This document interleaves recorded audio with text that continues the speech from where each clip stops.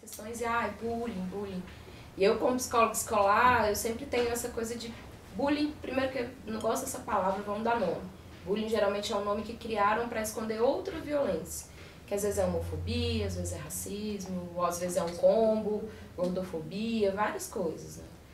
E cada uma dessas coisas precisa de uma intervenção muito diferente. Se a gente põe no guarda-chuva do bullying, a escola fica lá fazendo campanha anti-bullying. A gente tem que, inclusive, falar sobre isso, enfrentar esses desconfortos, porque às vezes fica num lugar também de eu como branca não posso falar. E é isso, o reconhecimento da diferença e né? Eu não vou dar aula sobre o que é isso para uma pessoa negra. Ela está vivendo na pele, mas eu posso dialogar, né? Eu queria acrescentar, né, isso de pensar a branquitude, né, de que pessoas brancas se pensem também, né, nessa questão aí tão complexa da raça, e estudando a Cida Bento, né, que me ensinou muito sobre por que se mantém essa negação, né? O que está em jogo aí é o pacto narcísico da branquitude, né? Que silenciar isso, não trazer à tona essas questões, não reconhecer, passa pela manutenção de privilégios, né?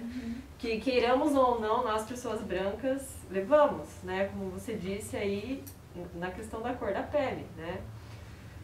Por mais que nós tenhamos também a história de apagamento, enfim, avós indígenas que foram sequestradas, não é o que a minha pele conta, não é isso que reverbera em como eu vou ser tratada, né? E muito desse silenciamento tem da manutenção desse pacto, desse lugar de privilégio, né? De fazer, então acho que reconhecer esse processo de reconhecer, nomear isso, é romper esse pacto, né? Possibilitar que silenciamentos que foram se dando nas vidas das pessoas que a gente acompanha tenham, que isso se apresente, né, num ato de violência criativa, né, que isso tenha um lugar, pode mudar vidas, assim, né, dar um outro destino, assim. E, enfim, isso, eu não conhecia essa referência, fiquei arrepiada aí com essa pergunta aí da transferência negativa ser a violência criadora, né? E eu não poderia ter passado por por suportar isso se eu não tivesse feito também o meu letramento. Se eu não fosse uma mulher branca que cresceu na periferia, que as minhas professoras do ensino fundamental foram todas mulheres negras. Então acho que daí isso é um outro lugar, né, que para mim, particularmente no território que eu vivi, e daí das minhas relações de amizade, das minhas discussões, o meu letramento racial não foi na universidade, foi no boqueirão com os meus amigos, assim, nas nossas conversas, assim. Minha amiga Amanda. Então é isso. Fiquei pensando a Lia Weiner, não sei se vocês conhecem, Lia Weiner Schuckmann, que é uma mulher branca, que estuda branquitude, é uma psicóloga, professora da Federal de Santa Catarina. E quando eu decidi ler a Lia Weiner, uma vez eu estava com a Bia voltando dessa escola do campo que a gente trabalhava, e eu falei, vou ler a Lia Weiner. E aí ela olhou pra mim e falou assim, tá, que legal que você vai ler a Lia Weiner, mas vai ler as referências dela também, porque ela não é a primeira que fala disso no Brasil. Aí eu fui ler as referências e a Lia Weiner, inclusive, eu só li esse ano, assim, ok, obrigada, recebi. Então, mas a pesquisa dela é muito interessante, mas realmente, né, e ela referencia essas pessoas, mas ela fala Meu Deus, perdi agora. Os canalistas analisam. Enfim, vai voltar daqui a pouco. O livro dela é o Branco, o Branquíssimo... Entre o Branco, o Branquíssimo e o Encardido. Lembrei. Que ela fala que pessoas brancas que têm o atravessamento de classe, de vida, periferia, conseguem enxergar as questões raciais de um outro lugar, né? Ela entrevista em São Paulo pessoas brancas de várias classes sociais e o livro dela, o fruto da tese de doutorado, ela vai analisando as respostas e discutindo, e é isso, né? Tem esses atravessamentos, né? E se a gente não racializa nosso olhar, nossa escuta, e aí associa isso com a questão de classe, com a questão de gênero, você poderia só olhar numa situação dessa de um homem e falar, nossa, super machista, violento comigo, sabe? Não tinha necessidade daquilo. E colocar esse homem mais uma vez no lugar que ele é sempre colocado, de ser animalizado, né? Aquele bruto, violento, que tem as emoções à flor da pele, enfim. São todos discursos construídos aí, né, no processo de desumanização dessas pessoas. E eu acho que várias coisas que a gente está falando tá me lembrando do Césaire, Césaire que fala, do Aimé Césaire, eu não sei se fala assim. Enfim, estou aqui falando várias palavras que eu não sei falar. Mas ele fala sobre colonialismo, né, contemporâneo do Fanon, e ele falava que a questão de quando a gente discute, né, quando eles estavam lá discutindo colonialismo, não é pra, tipo, vamos colocar uma redoma, então não era pra o continente africano ter tido contato com ninguém. Mas o problema é que a colonialidade, ela impede o contato, porque não é o encontro de culturas e eu te reconheço como diferente e a partir daí a gente cria uma coisa nova. Isso é um movimento da humanidade.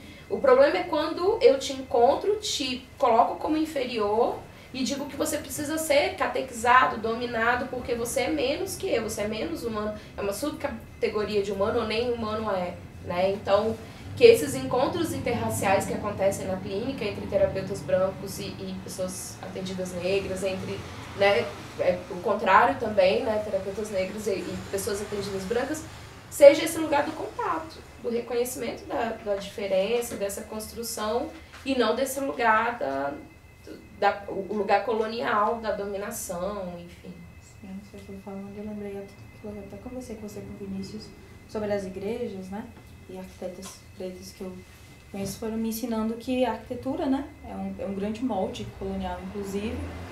Essas igrejas, por exemplo, né, tem a Igreja do Rosário e as outras igrejas, né. Toda a forma da estrutura da igreja, né, da estrutura arquitetônica, nessa igreja, por exemplo, Igreja do Rosário, todas as igrejas do Rosário têm essa característica, é uma igreja que é simples, né, as pessoas construíram todas essas igrejas, é uma igreja que é simples, mas ela vai tendo uma cadência.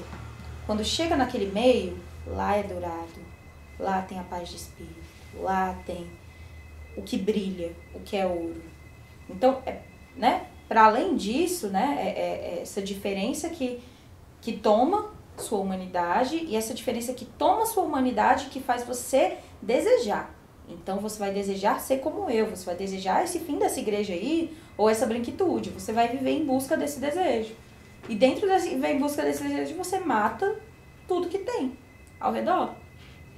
Porque é diferente esse encontro, né, quando trazendo pessoas periféricas e que ainda assim tem essa ferida da branquitude que ela vai se... É muito tecnológico. O racismo, a colonialidade é extremamente tecnológica.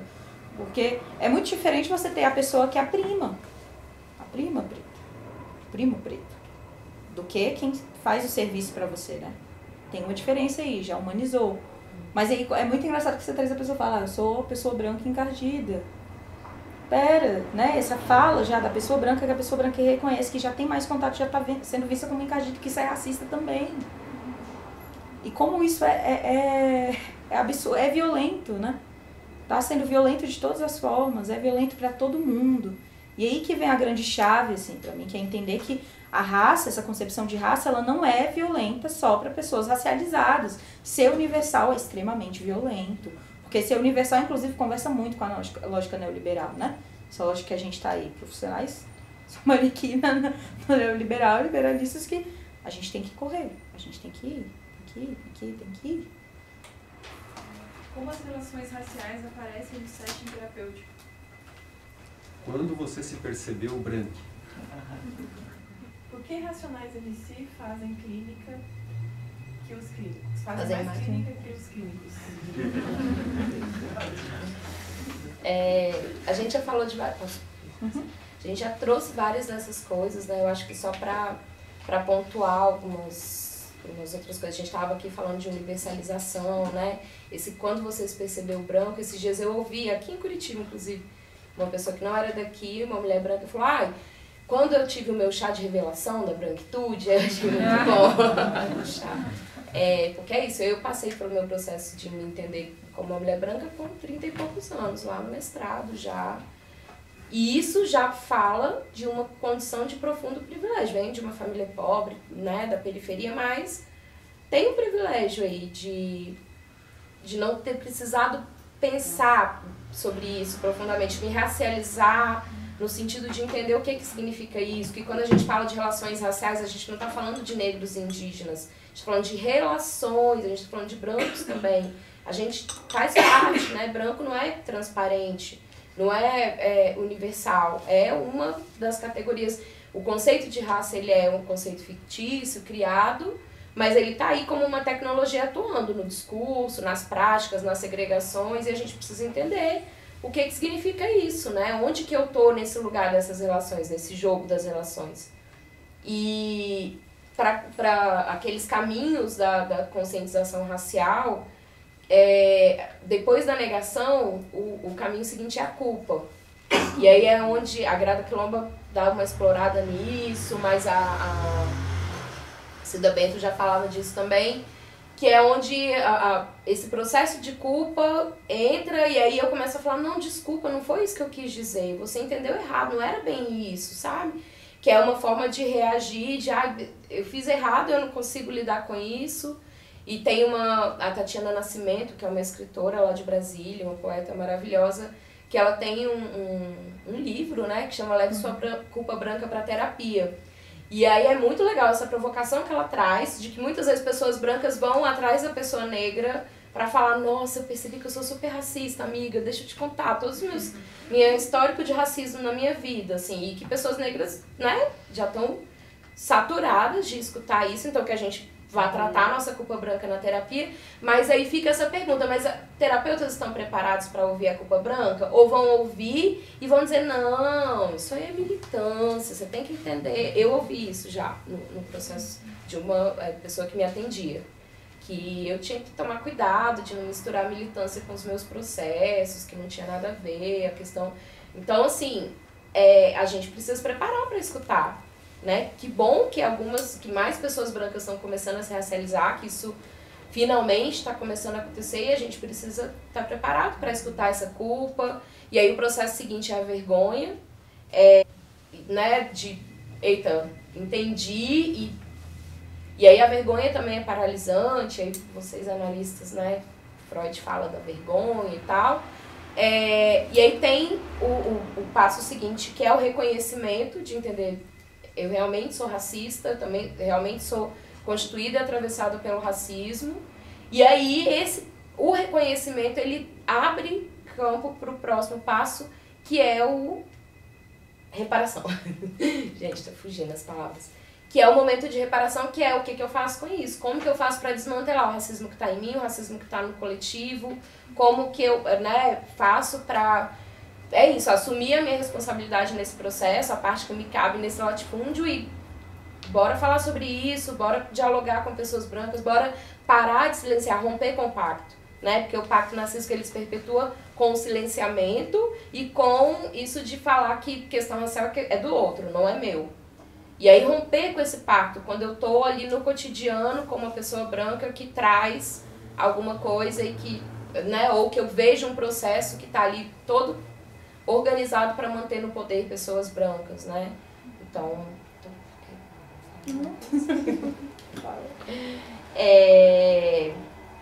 E aí, gente, isso passa muito por estudar, por a gente sair do lugar também de esperar. É muito uma característica da branquitude, essa meio síndrome de Sinhá que a gente tem, que é de, então tá, então beleza, então me explica, o que é, me mostra, como que eu faço para deixar de ser racista? Não tem resposta.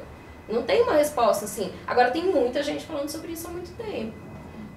Na escola a gente costumava brincar que o professor, infelizmente, por estarem cansados e hiperexplorados, não gosta muito de estudar, né? Assim, tem uma coisa mediana. Mas eu já tô lendo tanta coisa, já tenho que corrigir 50 mil provas e tal. E aí a gente falava, bom, hoje em dia, gente, não dá, nem essa cola mais, assim, de, mas eu não sou muito de ler, eu não sou...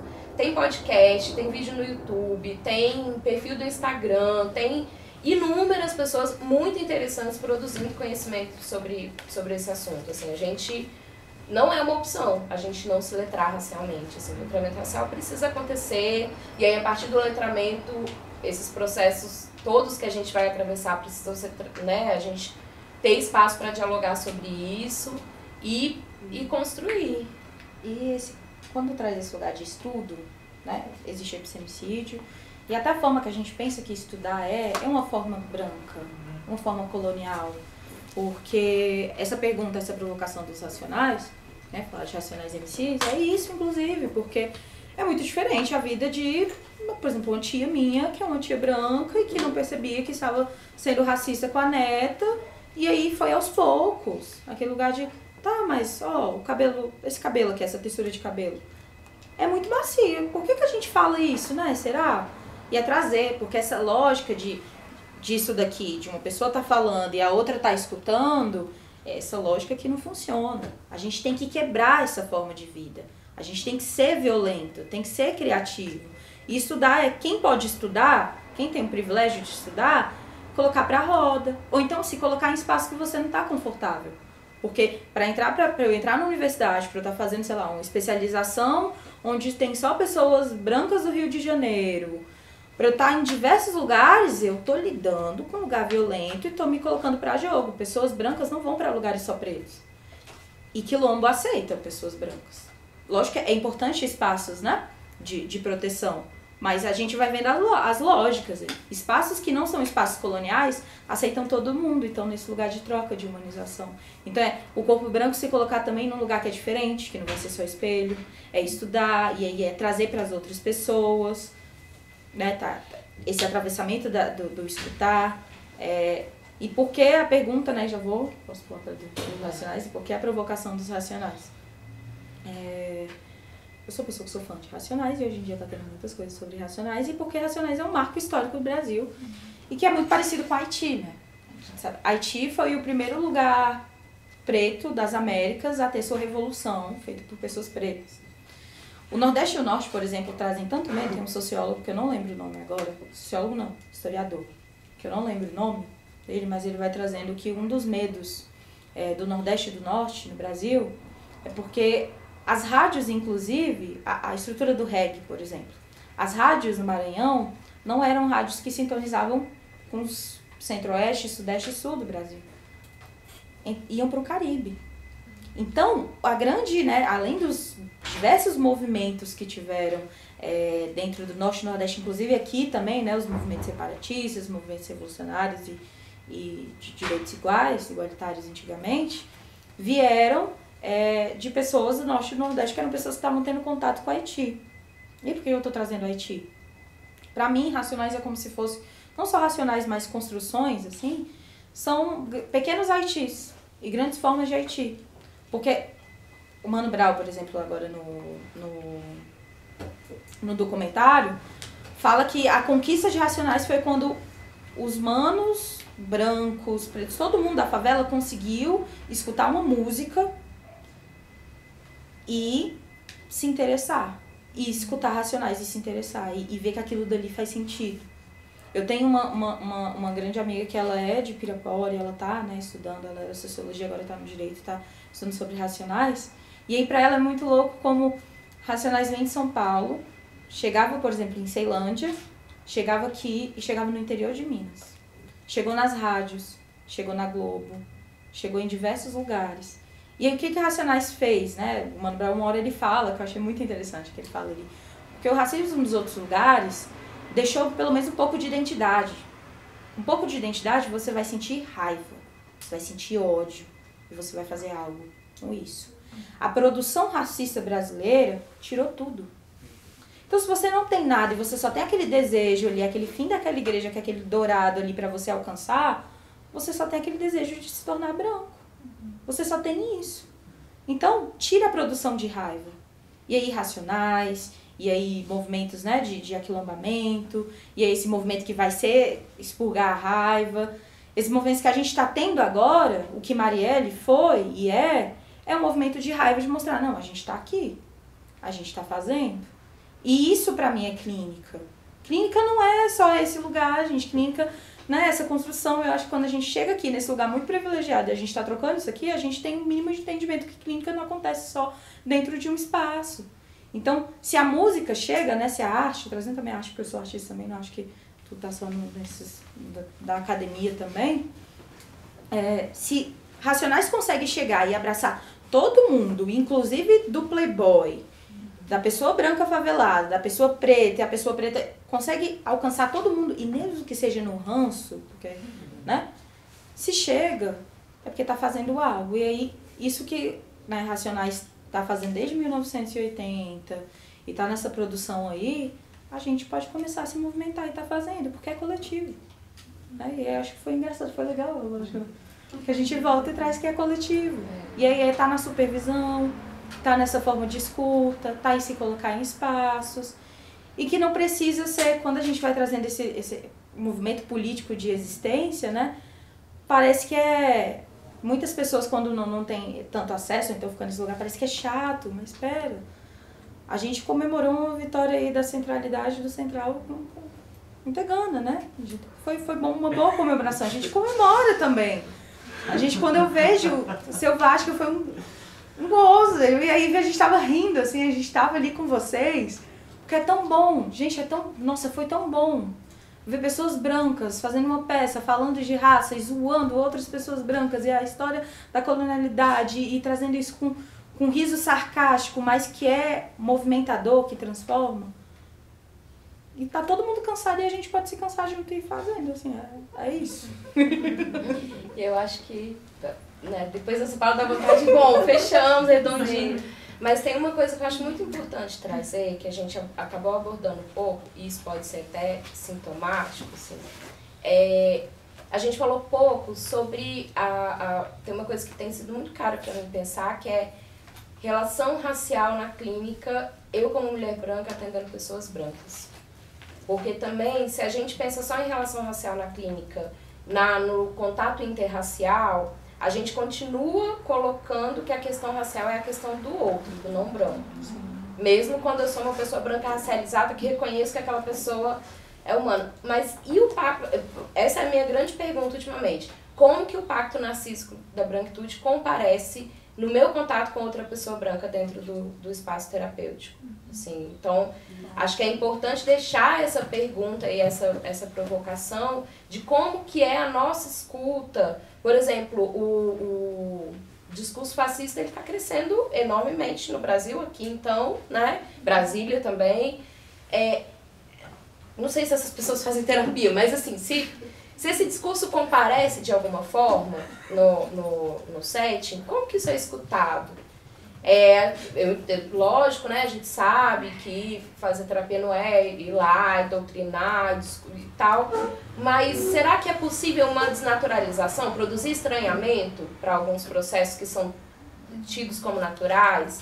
Algumas relações das pessoas brancas que são naturalizadas, por exemplo, qual é a relação das pessoas que eu atendo com, sei lá, empregada doméstica, igual a Bia trouxe o exemplo, né? A pessoa que está ali dentro da casa, como essa pessoa é referida, famílias interraciais, isso tem sido uma coisa que tem mexido comigo, eu tenho atendido pessoas brancas que estão dentro de famílias interraciais. E aí é desafiador, assim, porque... Desculpa te cortar, mas até que você lembra, a gente teve visão, e aí teve um caso que eu trouxe assim, Ive, um dos dispositivos também da mulheridade branca tá no choro e no acolhimento. E mesmo sendo uma pessoa branca, você pode também não estar só acolhendo. Vamos ver onde está circulando aí esse lugar dessa performance aí em outros espaços. Assim. De não colocar como totem de, eu tenho uma amiga negra, então ela vai me ensinar e vai ficar apontando meus lugares da branquitude. Mas as nossas trocas me ensinam muito, assim. E é isso, entender que, num processo terapêutico que tá ali, eu comecei a entender que eu estava oferecendo um ultra acolhimento, reforçando um lugar de uma mulher branca que vai ser servida por todo mundo que está à volta, né? Então, acho que é importante deixar esse questionamento também da gente pensar pra gente não achar que o nosso processo de racialização e que a gente vai pensar se esse caso, qual é o atravessamento racial desse caso, só quando a gente está atendendo uma pessoa não branca, aí falando especificamente para pessoas brancas. O tempo inteiro é atravessado. E é isso, sair, romper com o pacto é processo para a vida inteira, assim. O tempo inteiro a gente cai, aí percebe, aí rompe, aí volta.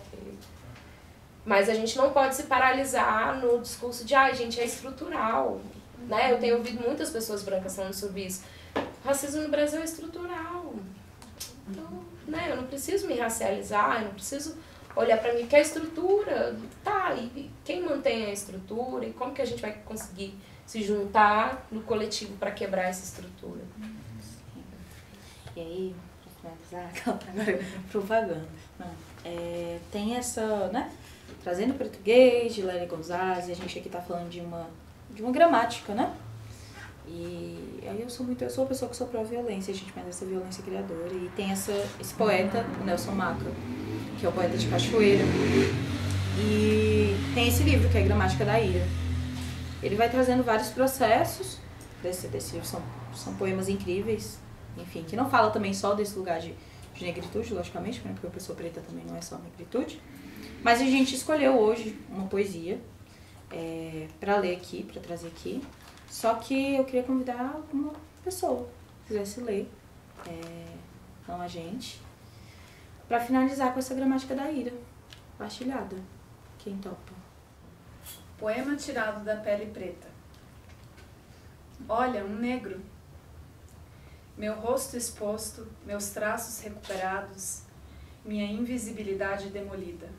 O negro é animal, o negro é ruim, o negro é malvado, o negro é feio.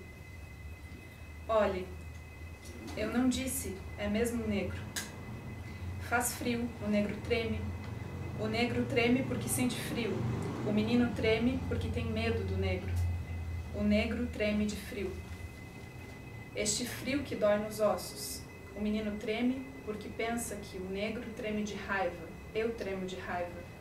O menino branco se joga nos braços da mãe. Mamãe, o negro vai me comer. Em torno tudo branco. Dia branco, mães brancas, crianças brancas. Tudo é tristeza neste dia branco. O sol desponta com violência.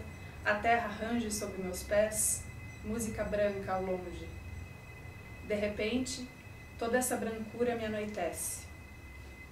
Cai a noite, caio em mim. As estrelas se tornaram agressivas. Sento-me ao lado do fogo e aqueço a minha pele coberta de escuridão. Não tinha percebido. É, de fato, feia. De repente nomeado, de repente renuncio a esta família, de repente renuncio a este mundo. Quem mais poderia me dizer o que é um negro? Quem mais poderia me dizer o que é a beleza?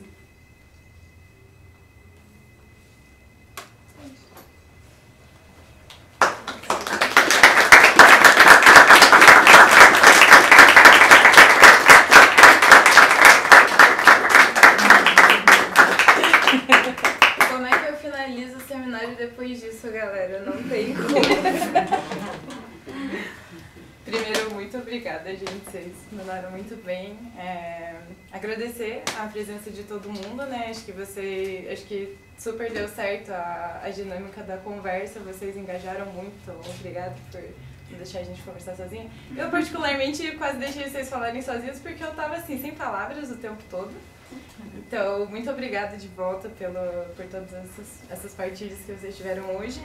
E acho que a lição que fica aí pra gente é reconhecimento racial, né, gente? Vamos reconhecer os nossos, os dos outros, dos pacientes, brancos, racializados ou não, que é o básico que a gente tem que fazer pra conseguir fazer a coisa um pouquinho melhor. Então, é isso. Obrigada, gente.